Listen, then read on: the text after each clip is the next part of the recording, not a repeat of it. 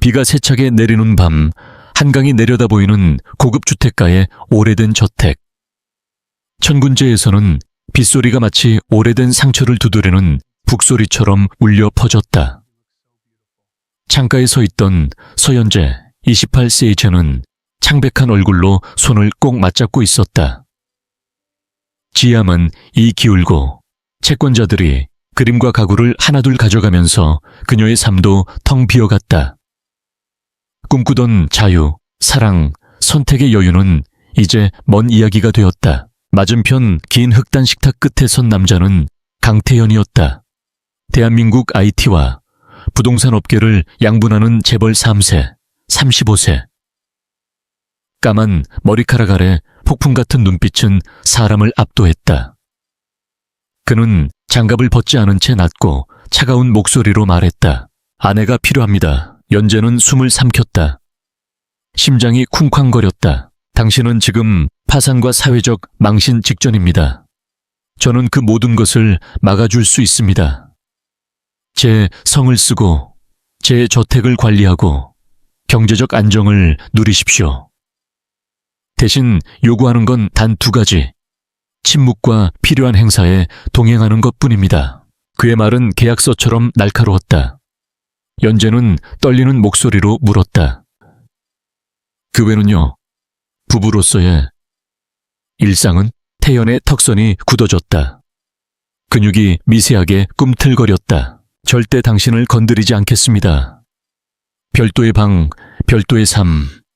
필요하다면 아이는 다른 방법으로, 아니면 아예 없을 수도 있습니다. 그의 말투에는 깊은 상처가 배어 있었다. 4년 전 사랑했던 아내 지민이 갑작스러운 교통사고로 세상을 떠난 후 그는 모든 감정을 얼음 속에 가두었다는 소문이 돌았다. 연재는 그 아픔을 이해했다. 그래서 고개를 끄덕였다. 알겠습니다. 하겠습니다. 빗소리가 두 사람의 운명을 삼키듯 계속되었다. 몇 주 후 북촌 한옥마을 끝자락에 위치한 작은 고풍스러운 제실, 천군제 사랑채에서 혼례가 올려졌다. 연재는 태연 측에서 준비한 하얀 한복 저고리와 치마를 입었다. 그 옷은 분명 지민의 것이었을 터였다. 천이 닿을 때마다 과거의 그림자가 스쳤다. 태현은 검은색 단장을 입고 서 있었다. 주례가 신랑, 신부의 손을 잡아주십시오 라고 했을 때 그는 장갑 낀 손으로 연재의 손을 살짝 잡았다. 가죽 장벽이 두 사람 사이를 가로막았다. 하객들은 속삭였다. 가엾은 아가씨, 계약 결혼이잖아. 첫 부인 방은 아직도 잠가놨대. 산 사람의 무덤이야. 연재는 모든 말을 들었지만 흔들리지 않았다. 그녀는 이미 사람의 아픔이 얼마나 높은 벽을 쌓는지 알고 있었다. 홀레리우마. 혼례가 끝난 후 태현은 키스 대신 고개만 살짝 숙였다. 그러나 연재는 그의 눈동자에 스친 미세한 떨림을 놓치지 않았다. 그는 무심한 척하지만 너무 많이 느끼고 있어서 두려운 사람이었다. 천군제로 돌아온 연재는 동쪽 별채로 안내받았다.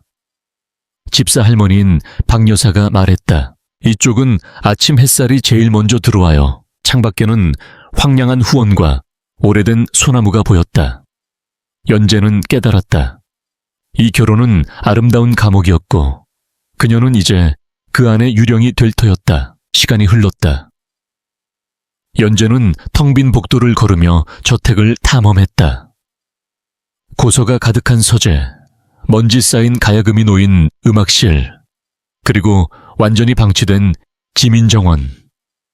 옛날에는 화려한 장미와 모란으로 유명했지만 이제는 잡초투성이었다. 태현은 늘 그림자처럼 움직였다. 새벽에 뒷산을 홀로 걷고 밤늦게까지 서재에서 서류를 들여다보았다. 두 사람 사이에 오가는 말은 안녕하세요, 고맙습니다 정도였다. 그러던 어느 가을 오후 연재는 지민정원에 들어가 잡초를 뽑고 죽은 가지를 쳐내기 시작했다. 흙 묻은 손으로 장미를 어루만지며 생명을 불어넣었다. 멀리서 태연이 지켜보고 있었다. 가슴이 아렸다. 그 정원은 지민이 가장 사랑하던 공간이었다. 연재가 그곳을 되살리는 모습은 태현이 애써 묻어둔 감정을 흔들었다. 서재에서 연재는 시집을 읽으며 시간을 보냈다. 어느 날 태현이 문 앞에 서서 말했다. 서재에 있는 책은 모두 당신 것도 됩니다. 딱딱하지만 따뜻한 말투였다. 연재는 그의 차 취향을 기억해 매일 아침 다실에 맞춰 놓았다. 태현은 말없이 잔을 들며 어깨가 살짝 풀어지는 걸 연재는 놓치지 않았다. 겨울이 왔다. 첫눈이 내린 밤, 연재는 서재에서 윤동주 시집을 읽고 있었다. 태현이 문 앞에 나타났다. 방해했나요? 아니에요. 같이 있어도 돼요. 그는 맞은편 의자에 앉았다. 두 사람은 말없이 책장을 넘겼다. 조용한 시간이 흘렀다. 처음으로 서재가 좁아 보이지 않았다. 어느 추운 밤, 연재는 지민 정원으로 나갔다. 서리가 내린 장미꽃이 처량했다. 가위를 들고 서 있는데 태연이 다가왔다. 늦었는데 당신도요. 그는 얼어붙은 꽃잎을 바라보며 말했다. 장미는 지민이 제일 좋아했어요. 이 정원이 살아있다고 느꼈대요. 연재의 가슴이 먹먹해졌다. 태연의 목소리는 떨렸다. 당신 덕분에 다시 살아났어요. 예상 못했던 것들이. 그 말은 차가운 바람보다 따뜻했다. 다음 날 연재는 마을 길을 걸었다. 저택 소장농들의 집은 지붕이 새고 아이들은 감기로 기침을 했다. 씨앗 살 돈도 없었다. 그녀는 태현에게 종이 한 장을 내밀었다. 수리비, 약값, 봄 씨앗 대출 이렇게 하면 살 수 있어요. 태현은 말없이 읽더니 고개를 끄덕였다. 시행해. 그리고 고마워요, 연재씨. 처음으로 그의 눈에 진심이 담겼다. 그 후 태현은 조금씩 변했다. 연재가 다실에 꽃을 놓으면 그가 나타났다. 연재가 정원을 거닐면 그 시간에 산책을 나왔다. 말하지 않아도 서로의 리듬을 맞췄다. 그러나 어느 날 밤, 연재는 태현의 서재 앞에서 누나인 태희 씨와의 대화를 들었다. 그 애 눈빛이 너무 간절해. 너는 줄 수 없는 걸 기대하게 만들고 있어. 내가 사랑을 못하는 거야. 다시는 그 고통 못 견뎌. 연재는 가슴이 찢어지는 듯 했다. 방으로 돌아와 물을 삼켰다. 다음 날 폭설이 내렸다. 정전이 되고 바람이 울부짖었다. 태연은 외투를 걸치며 말했다. 소장농 집들이 위험해. 가을이 넘치면 아이들이 나도 갈게요. 안 돼. 당신까지 잃을 순 없어. 당신은 당신을 잃어도 괜찮다는 거예요? 태연의 눈에 공포가 스쳤다. 이미 한 번 사랑하는 사람을 잃었어. 다시는 말을 끝내지 못하고 그는 폭풍 속으로 사라졌다. 몇 시간 후 그의 말이 돌아왔다. 연재는 망토와 등불을 들고 밤거리를 뛰었다. 태현 씨, 가을개서 쓰러진 그를 발견했다. 나뭇가지에 깔려 숨이 가늘었다. 연재는 온 힘을 다해 가지를 들어 올렸다. 손이 찢기고 피가 났지만 멈추지 않았다.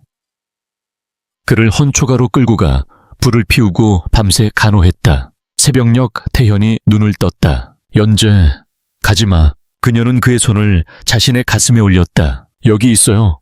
절대 안 떠나요. 태현은 울먹였다. 사랑 안 하려고 그렇게 애썼는데 사랑해. 무섭게 사랑해. 연재도 눈물을 흘렸다. 그럼 도망가지 마요. 우리를 선택해요. 그는 그녀를 끌어안았다. 오늘부터 매일 너를 선택할게. 그날 이후 청군제는 달라졌다. 웃음소리가 돌아왔다. 정원이 다시 피어났다. 태현은 장갑을 벗었다. 벽을 허물었다. 봄이 왔을 때 연재는 임신 사실을 알렸다. 태현은 잠시 두려움에 떨었지만 곧 희망으로 바뀌었다. 딸이 태어났다. 이름은 소망. 내가 나에게 준 게 바로 이거야. 세월이 흘러 소망, 은혜 보라. 세 딸이 정원에서 뛰놀았다. 연재는 태현의 어깨에 기대며 말했다. 한때 절대 안 건드리겠다고 했었죠. 태현이 웃으며 키스했다. 그때 내가 바보였지. 내 바보. 황금빛 햇살 아래 장미가 만개하고 아이들 웃음소리가 울렸다. 사랑은 쉽지 않았지만 완전히 찾아왔다. 폭풍을 이기고 벽을 허물고 새로운 미래를 썼다. 이 이야기가 마음에 와닿으셨나요?